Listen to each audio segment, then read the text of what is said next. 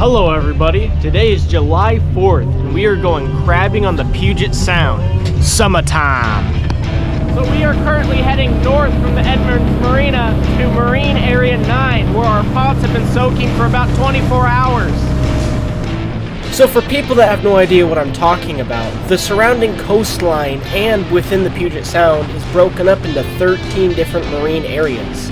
The state has done this to better regulate the natural resources we have in Washington, amongst other reasons.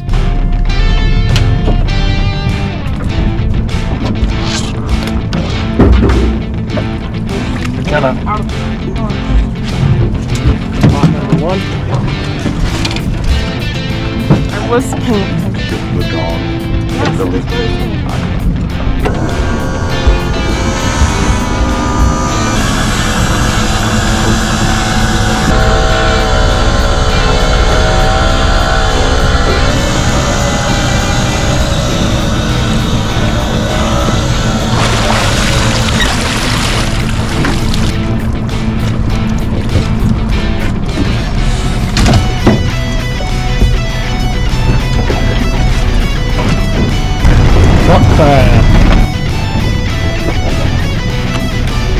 Here we got a female red rock crab.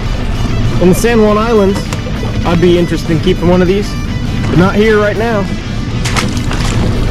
And obviously when they're not female.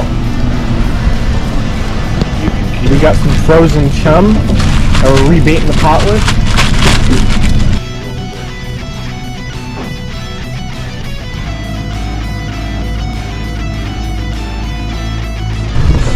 One of the most asked questions I get is, have I ever been pinched?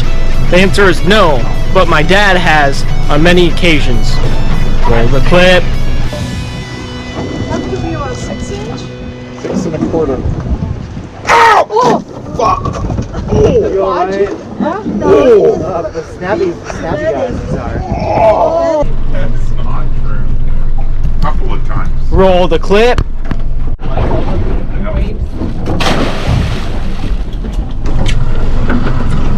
Salmon legs. Throw.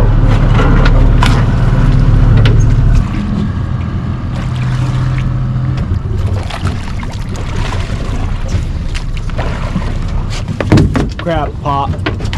Number dose. Number goes.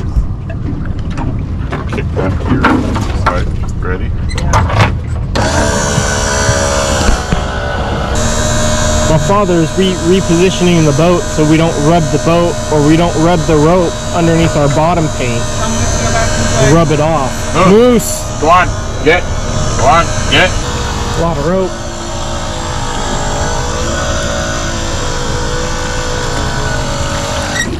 Woo.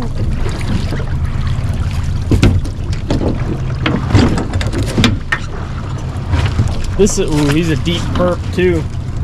Deep perp. So this is our favorite pot. And one of the things that makes it best, in my opinion, it is too heavy for most people's pot pullers. So it keeps people from picking your pots, is one of the reasons. Number two, it creates some sort of a magnetic field that the crabs can sense due to dissimilar metals in the water.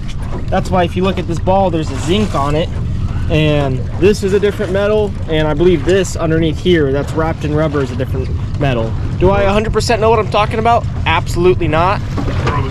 All I know is this attracts more crab than the rest of our pots, even if they all had the same bait in them. This was given to us by a very dear friend, longtime Puget Sound salmon fisherman, that unfortunately passed away last winter. But he had a lot of variety of boats and a great knowledge of Puget Sound, and we think about him when we fish this pot. So here we got big old Mr. Purple. So the rules on these is they have to be 6 1/4 inches in a hard shell. Now how you typically check if they're hard shells, you can feel a specific place in their shell or their biggest leg. Pinch that. But another way you can tell is how purple their shell is as it matures. And this bro is freaking violet. This bro is violet.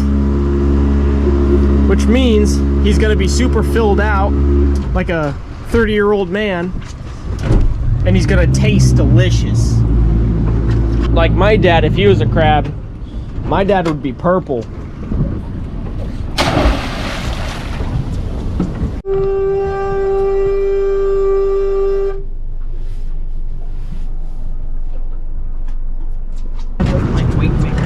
No, I don't like him running that fast. Running that.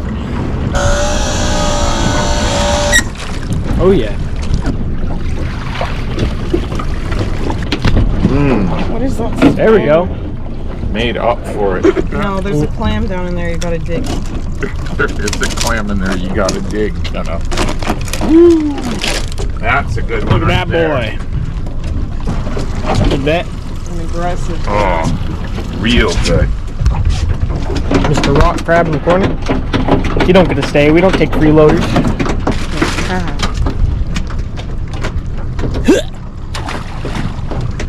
Do a flip. Open that bait packer up. What'd you put in there? Oh, gizzards. You know, popular to, or contrary to some popular belief, do not rot your bait in the sun, please. Do not take your chicken and leave it in the sun for 3 days. The crab don't like that. The crab want to eat something fresh and something that just died on the bottom of the ocean, not something that's been down there for 2 weeks. In my opinion. If you want to rot your chicken, I ain't gonna stop you. No, we are gonna stop I'm just you. saying. Don't rot your chicken. We're gonna come to your house. I'm just saying. Stop you from rotting your chicken. I'm just gonna say, don't rot your chicken.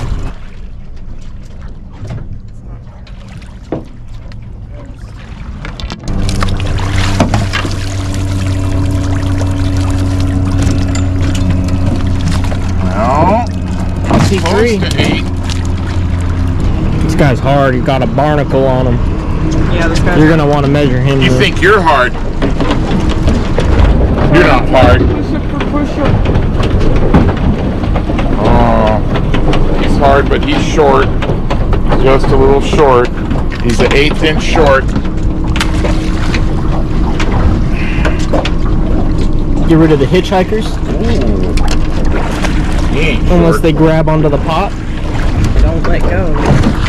There you go. 4, 6, 7. The spiral on that. That bait is just fine. So now we are gonna clean our crabs. Some people like to cook their crabs whole, which I understand because you get what they call the brain butter, or the head butter, which I've never tried, so I can't really judge. However, what I do know is when you cook the crabs whole, you way overcook the legs at the sacrifice for the head butter. We don't like to do that. So we clean them. How I'm gonna do that is I'm gonna put my hand underneath his shell, gripping all of his legs and his claws, and position himself with the leverage like this.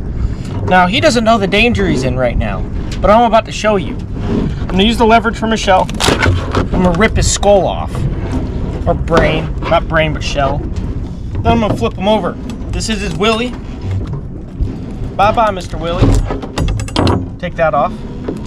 Now I'm gonna straighten his claws, put him face down on the table, take my crab knife, put it straight down his middle, chop him in half. There we go. Here's his face. Chop off his face. Grab his other side. Chop off his face. His gills, he uses these to breathe. That is no longer a required thing that he needs. Scrape off his gills. I'm gonna take this hose, spray out his guts. And that is an entire cleaned Dungeness crab. Now you got crab legs ready to cook. And then take your shell, put it in the bucket. Next one. And this. So now that we're home, we're gonna fill up this massive pot with water and heavily salt it to cook our crabs in. So we're adding salt to our water. How much are you adding? A whole block? That much. Not that much. Put that in too. Let's see what I got here.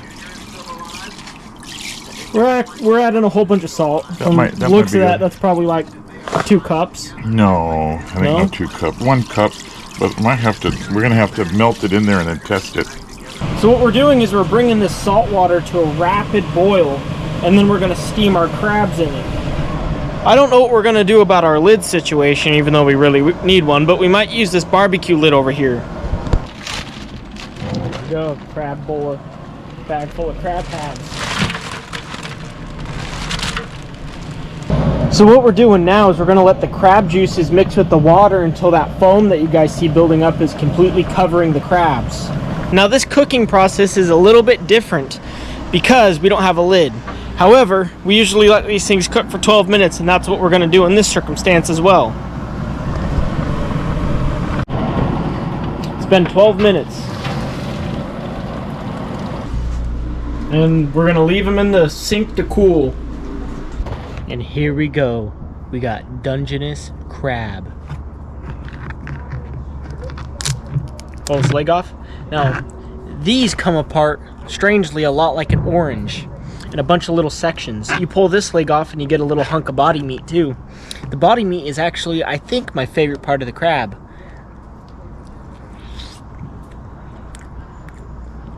Just freaking delicious. One of the best things I think I've ever tasted is actually crab from the San Juan Islands. That was just super sweet and super juicy and super good. And Marine Area 10 crab are kind of on par with it. These are excellent. But if you want some of the best crab you've ever had in your life, it ain't too much farther away.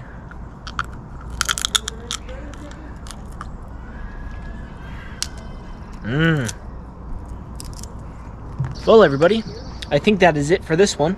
I'd like to thank you guys so much for watching. Have a great rest of your day.